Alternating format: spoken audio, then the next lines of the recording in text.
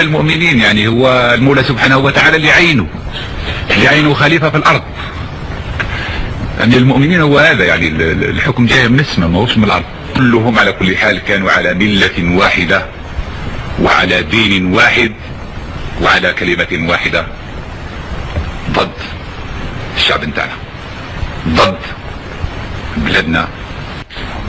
وصلت بهم الوقاحة يعني والانحطاط والحقد والغل الى درجة فتن هذه الامة، بين امة ما عندهاش اصل، ما عندهاش ماضي.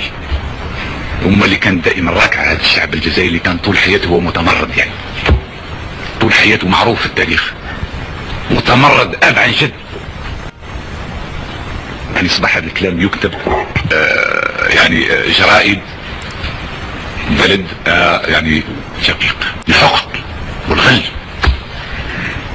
والغل يعني اللي ما نتكلمش على اشخاصنا، نعالجوا اشخاصنا احنا كمسؤولين سياسيين. وانا قلتها، الانسان لما يكون مسؤول سياسي ما يخافش الناس يسبوه ولا يقولوا فيه ولا يقتلوا البحر، لكن الشعب علاش؟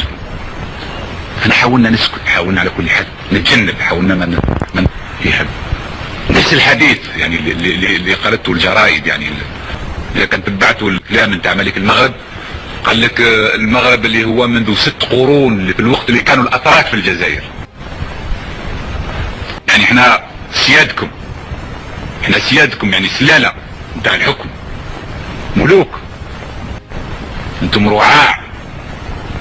هذا الكلام نتاع الصلقوط، ولد الصلقوط عرف، واحد سكير، واحد خبيث، الانسان اللي ياخذ المصالح نتاعو وتاخذ من الدروغ، 100 طن دو دروغ عرف. العام اللي فات مني جاي من كتامك عرف، الناس تخدم في العافيون، العالم كامل يحارب فيه هو التاج، يعني يخلي الناس نتاعو اللي يحاولوا هذا الناس المتعفنين تصل لهذه الدرجة.